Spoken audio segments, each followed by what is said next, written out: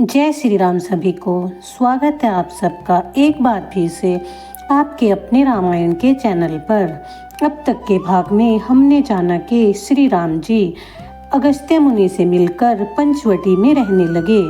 आइए अब आगे की कथा सुनते हैं।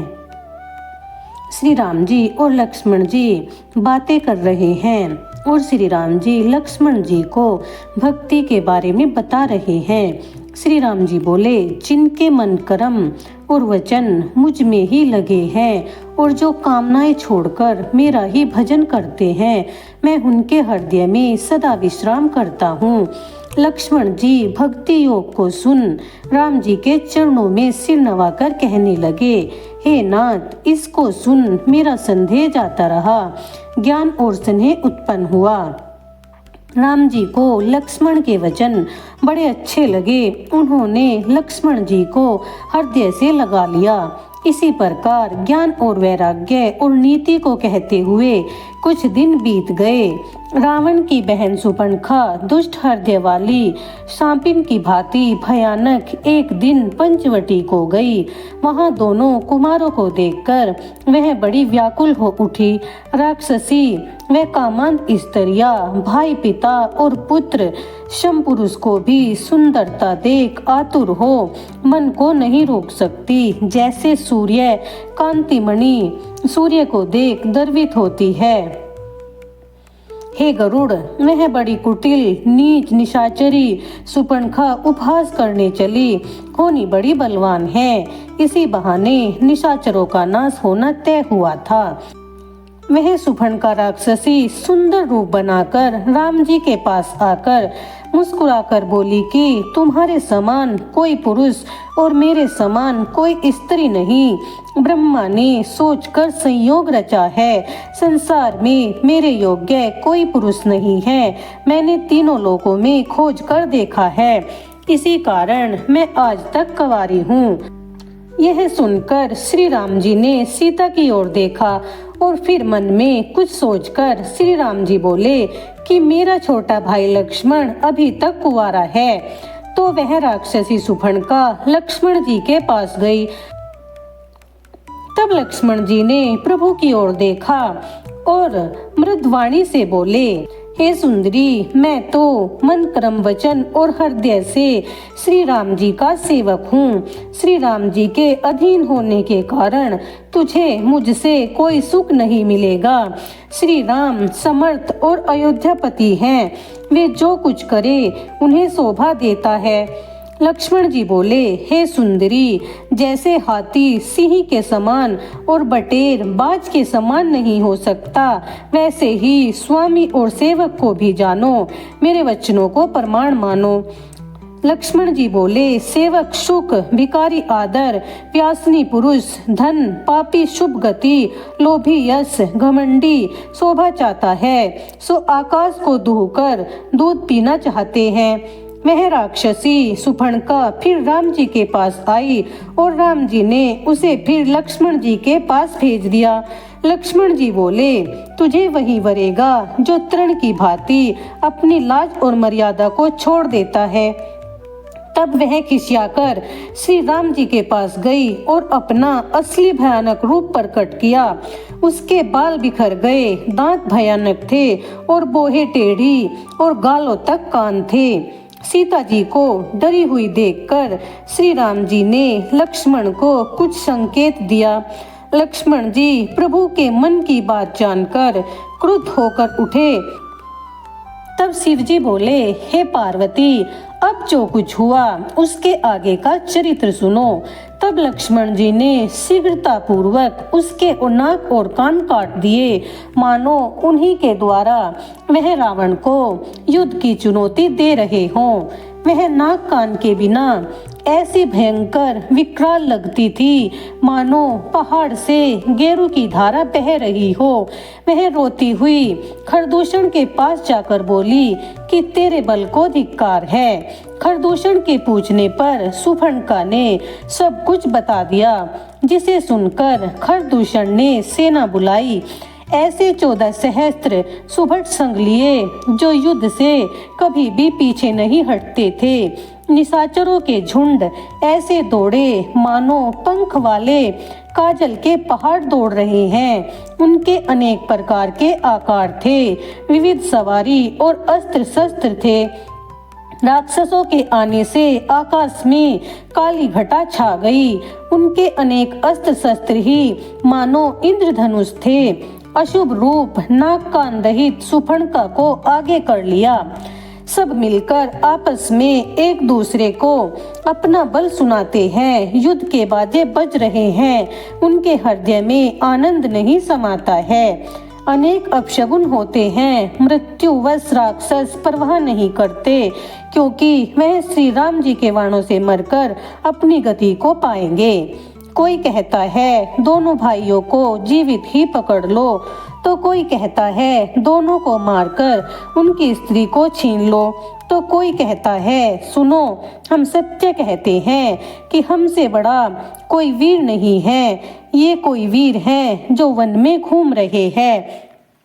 एक ने कहा चुप रहो, खर के सामने ऐसा मत कहना। युद्ध वीर सब राक्षस इस प्रकार कहते हुए श्री राम जी के निकट आ गए। आकाश को धूल युक्त देख राम जी ने लक्ष्मण को बुलाकर कहा, जानकी को पर्वत के कंदरा में ले जाओ, क्योंकि राक्षसों की बड़ी भारी और भयंकर सेना आ गई है। हे भाई, सावधान रहना। प्रभु के वचन सुनकर हाथ में धनुष बाण लिए लक्ष्मण जी सीता जी के साथ वहां से चल दिए। राम जी ने शत्रु सेना को देखकर मुदित हो धनुष चढ़ाया। कठिन धनुष को चढ़ाकर श्री राम जी जटाएं बांधते हुए ऐसे शोभायमान हैं मानो नीलम के पर्वत पर करोड़ों बिजलियां दो सांपों सहित शोभित हो रही हों। वे कमर में तरकस और लंबी भुजाओं में धनुष बाण धारण करके राक्षसों को इस प्रकार देखते हैं जैसे सिंह हाथियों के झुंड को देखता है। सूरवीर राक्षस निकट आ गए और पकड़ लो कहते हुए योद्धा दौड़े। जैसे प्रातः काल के सूर्य को अकेला देखकर उसे सभी घेर लेते हैं, निशाचरों ने भी उसी प्रकार श्री राम जी को घेर लिया। तब दंडक वन के पक्षी और मृग भाग चले। प्रभु के रूप को देखकर बाण नहीं छोड़ सके, सब तकित से हो गए। खरदूषण ने मंत्रियों से बोले कि ये कोई श्रेष्ठ राजपुत्र हैं। देवता, मनुष्य, नाग, दैत्य, मुनि जो भी है, उनमें से कितनों को हमने देखा सुना और कितनों को मार दिया है। परंतु हे भाई, हमने ऐसी सुंदरता जन्म भर नहीं देखी। यद्यपि हमारी बहन को इन्होंने कुरूप कर दिया है, तथापि ये अनुपम पुरुष मारने योग्य नहीं है। अतः छिपाई हुई स्त्री को हमको दे दो और दोनों भाई जीवित ही अपने घर लौट जाओ।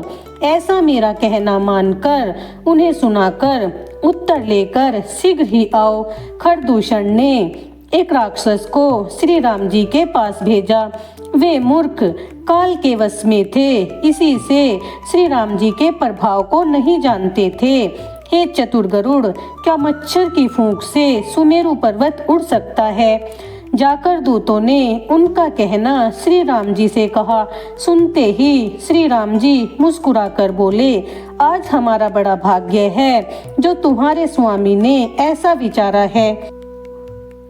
हम यद्यपि मनुष्य हैं, पर दैत्य नाशक, मुनियों के पालक, दुष्टों के पीड़क बालक हैं। तुम में बल न हो तो अपने घर लौट जाओ। मैं युद्ध से विमुख को नहीं मारता। रण में आकर कपटचार करना, शत्रु पर दया करना कायरता है। दूतों ने जाकर तुरंत सब बातें खरदूषण को सुना दी। यह सुनकर खरदूषण का हृदय जलने लगा। उसका हृदय ऐसा जलने लगा। खर बोला, हे विकट राक्षसों, दौड़कर पकड़ लो, इन सबको मार डालो। आज्ञा पाकर धनुष, बाण, तोमर, शक्ति, शूल, खंग सब आदि अस्त्र शस्त्र लेकर दौड़ पड़े। श्री राम जी ने पहले धनुष की टंकोर की। उस कठोर और भयानक शब्द से राक्षस बहरे होकर ज्ञान शून्य हो गए। वे सब फिर इधर उधर दौड़े शत्रु को बलि जान वे राम जी पर भांति भांति के अस्त्र शस्त्र बरसाने लगे। श्री राम जी ने उनके हथियार तिनके के समान काट डाले, फिर धनुष को कान तक खींचकर अनेक बाण छोड़े। जब युद्ध में राम जी ने क्रोध किया तब बड़े भयंकर बाण सांपों की भांति फुंकारते हुए चले। वे बाण दिखाई भी नहीं पड़ते। यह देखकर निशाचर युद्ध से लौट चले। एक दूसरे को नहीं संभाला जाता, सब हा पिता हा माता पुकारने लगे। कोई कहता है खर ने क्या किया जो इनसे युद्ध ठाना, ये बाण बड़े कराल हैं, मानो काल ने आकर ग्रस लिया है। तब तीनों राक्षस क्रुद्ध होकर बोले, जो भी युद्ध से भागेगा वह हमारे हाथों से मारा जाएगा। यह सुनकर मरण ठान सब लौट पड़े। हे पार्वती, प्रभु अकेले और राक्षस बहुत हैं। ये बड़े भाग्यशाली हैं जो योग जप यज्ञ आदि किए बिना ही प्रभु के बाणों से मरकर तरना चाहते हैं। शिवजी पार्वती को कह रहे हैं। राक्षस सामने से अनेकों भांति के अस्त्र शस्त्र मारते हैं। शत्रुओं को क्रोधित जानकर श्री राम जी ने धनुष पर बाण चढ़ाकर बहुत से बाण छोड़े। तब राक्षसों के हृदय, मस्तक, हाथ और पैर आदि कट कट कर इधर उधर गिरने लगे। कटकटा ही जम्बुक भूत प्रेत पिशाच खप्पर साजहि, बेताल वीर कपाल ताल बजाई योगिनी नाचहि। रघुवीर बाण प्रचंड खंड ही भटन के उर्भुज सिरा, जह तह पर ही उठी लरई धर धरु धरु करहि भयंकर गिरा। सियार कटकटाते हैं, भूत प्रेत पिशाच खप्पर नाच रहे हैं, बेताल मुंडों की ताल बजा रहे हैं, योगनियां नाच रही हैं। श्री राम जी के बाणों से उनके हृदय, भुजा, सिर कटकर गिर रहे हैं। फिर उठकर लड़ते हैं तथा पकड़ो पकड़ो चिल्लाते हैं। गिद्ध आते लेकर उड़ते हैं और पिशाच उनको पकड़कर दौड़ते हैं, मानो संग्राम रूपी नगर के बहुत से बालक पतंग उड़ा रहे हों। राम जी के बाणों से मारे हुए, पछाड़े हुए, हृदय फटे हुए योद्धा पड़े हुए करहा रहे हैं। सेना को विकल देख खरदूषण और त्रिशरा आदि योद्धा भी श्री राम जी की ओर दौड़े। राक्षस लोग क्रोध करके एक साथ बहुत से बाण, शक्ति तोमर, परशु, शूल और खड़ग श्री राम जी पर छोड़ने लगे। राम जी ने अपने बाणों से क्षण भर में शत्रुओं के बाण काटकर सब सेनापतियों के हृदय में 10-10 बाण मारे। मही परत भट उठ बिरत पुनि पुनि करती माया अति घनी, सुर डरत 14 सहस निशिचर श्री रघुकुल मणि। सुरमणि सभै प्रभु देखी माया नाथ अति कौतुक करियो, देखत परस्पर राम करी संग राम रिपुदल लरि मरियो। योद्धा बार बार भूमि पर गिरते हैं और उठकर फिर लड़ते हैं और बड़ी माया कर रहे हैं। देवता लोग 14,000 राक्षसों को देखकर और श्री राम जी को अकेला देखकर डर रहे हैं। तब देवताओं और मुनियों को भयभीत देखकर मायापति श्री राम जी ने एक बड़ा कौतुक किया, जिससे शत्रु सेना एक दूसरे को राम रूप में देखकर परस्पर लड़कर मर गई। राक्षस लोग राम राम कहकर शरीर त्याग कर मोक्ष पाते हैं। दया निधान श्री राम जी ने यत्न पूर्वक क्षण मात्र में शत्रुओं को मार गिराया। तब प्रसन्न होकर देवता पुष्प बरसाते हैं तथा आकाश में नगाड़े बज रहे हैं। सब देवता स्तुति करके अपने अपने सुंदर विमानों पर बैठकर अपने अपने धाम को चले गए।